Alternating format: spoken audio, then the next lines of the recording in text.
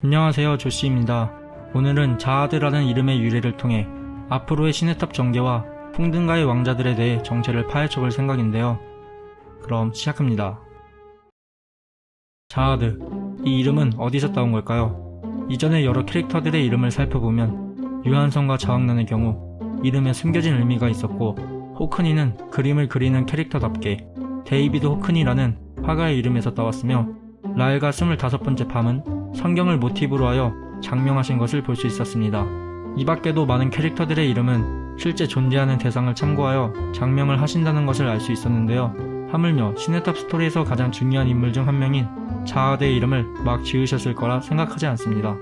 그래서 검색을 해보았습니다. 자아드라는 단어는 찾을 수 없었지만 매우 유사한 이름의 단어는 발견할 수 있었습니다.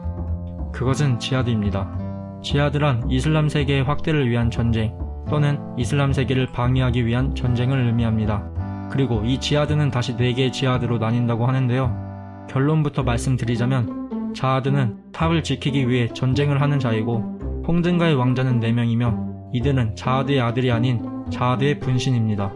이제 그 근거들에 대해 하나둘씩 이야기해보려고 하는데요. 먼저 이야기를 거슬러 올라가 아를렌의 행적부터 살펴보겠습니다. 아를렌은 아주 오랜 시간을 돌아다닌 끝에 탑에서 나갈 수 있는 방법을 찾았다고 합니다. 그곳이 어디인지는 알 수 없으나 드넓은 하늘과 빛나는 별이 있는 낙원이라고 하죠. 그녀는 그곳으로 가면서 아이의 육신을 바깥의 신에게 바치기로 합니다. 하지만 실상 그곳은 별과 하늘이 있는 낙원이 아니었죠. 아를렌은 이곳을 어떻게 알게 되었으며, 이곳은 사실과 다르게 왜 낙원이 아니었고, 바깥의 신은 자신의 사자인 앤유를 보내면서까지 왜 이 복잡한 복수를 돕고 있는 걸까요? 마치 누군가의 계획처럼 느껴지지 않습니까? 이것에 대한 해답은 숨겨진 층과 밤의 운명을 통해 유추해 볼 수 있습니다. 저는 숨겨진 층에서 보여준 전개가 앞으로의 시네탑 스토리를 관통하는 엄청난 복선이었다고 생각합니다.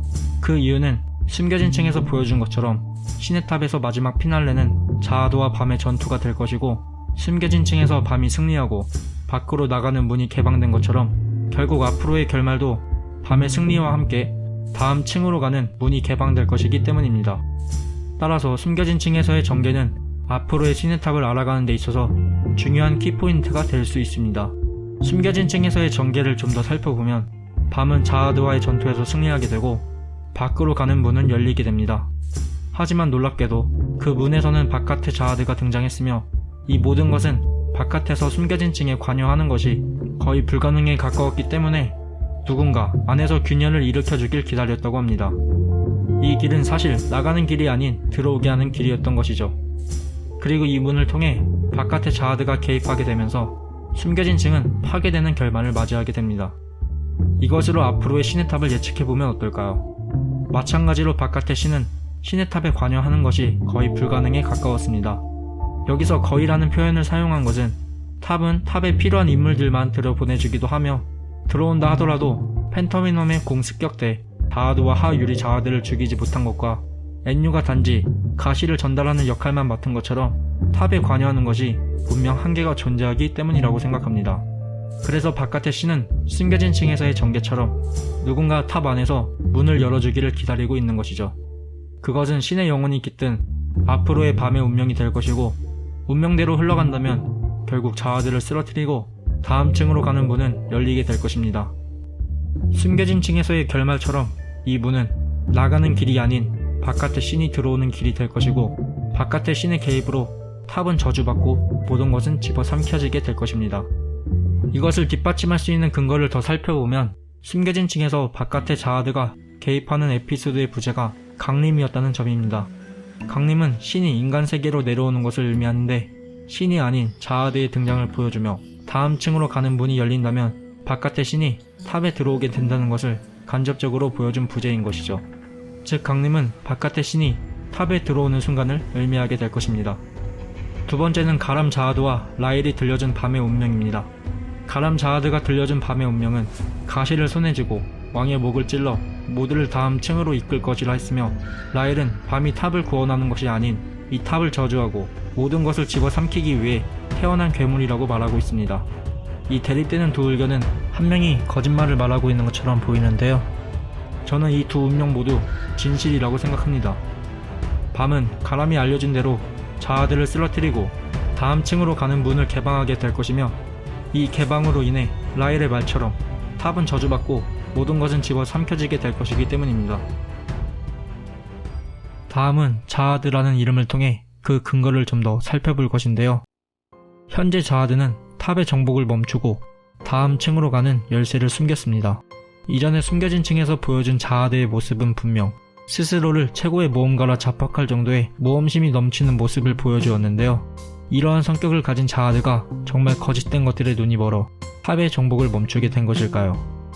자아드는 레볼루션을 통해 자신이 왕의 운명을 가졌다는 것을 알게 되었다고 합니다.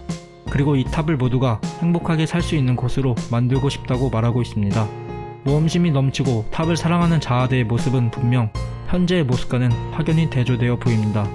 둘 중 한 모습은 거짓된 모습이겠죠. 에드한 또한 자신이 아는 자아드는 모험가지 왕이 아니라고 그를 가짜라고 말하고 있습니다. 왕의 운명은 모험심이 넘치는 자아드에게 더 이상 탑에 오르지 못하게 하는 장애물이 되었으며 자신의 가장 사랑하는 것들을 하나둘씩 지우게 만들었습니다.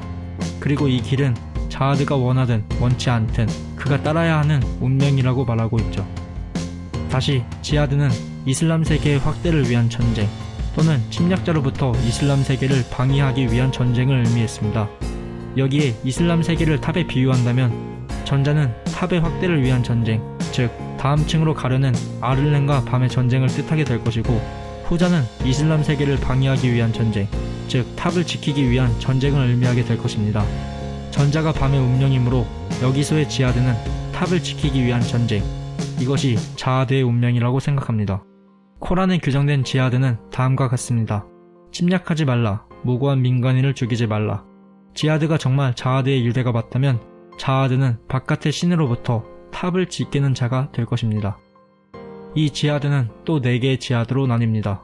무력에 의한 지하드, 검에 의한 지하드, 마음에 의한 지하드, 펜에 의한 지하드.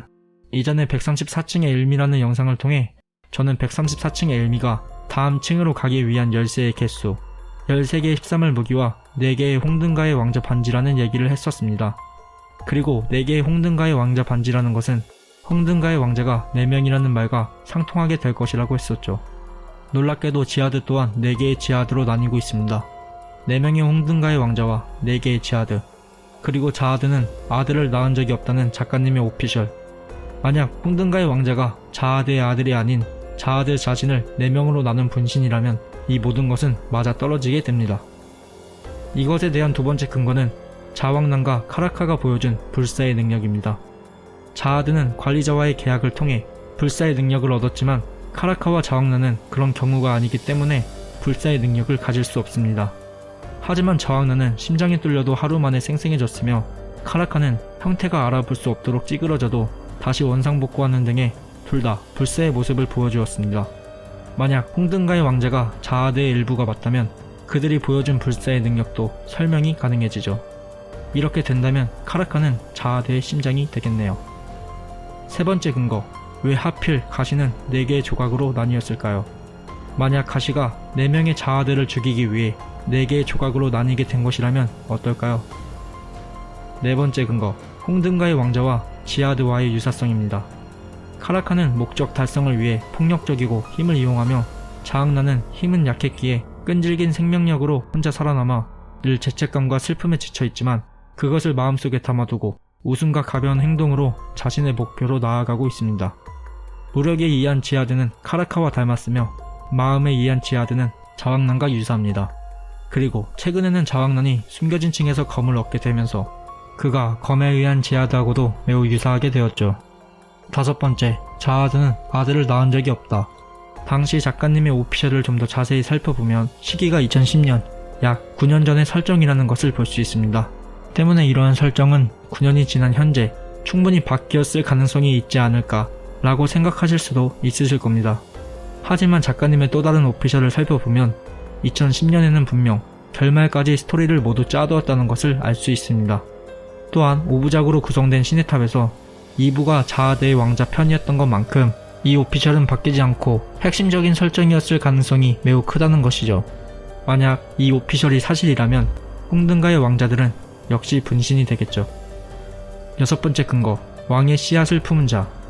서술 트릭은 만화나 소설에서 자주 사용되며 독자에게 정보 착각을 통해 정보를 오인하게 만드는 기법입니다. 작중에서 자왕란의 묘사가 왕의 씨앗을 품었다는 점에서 독자들은 마치 왕의 씨앗, 왕의 아들이라는 착각을 하게 됩니다. 하지만 이전의 자하드 또한 왕의 씨앗을 품은 자라고 언급이 되어 있죠. 둘 다 왕의 씨앗을 품은 자라면 이 둘은 동일 인물일지도 모르겠네요.